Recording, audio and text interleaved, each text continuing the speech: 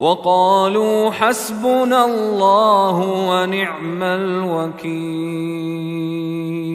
يا لغتي عربية حسبي بأنك منطقي وبياني، عربية قلبي وروحي أحرفي ولساني، عربية حسبي بأنك منطقي وبياني، عربية قلبي وروحي أحرفي ولساني، عربية ثم الوصوف تضيع في أوصافك، فبك استباح الشعر يشدو أعذب الألحان.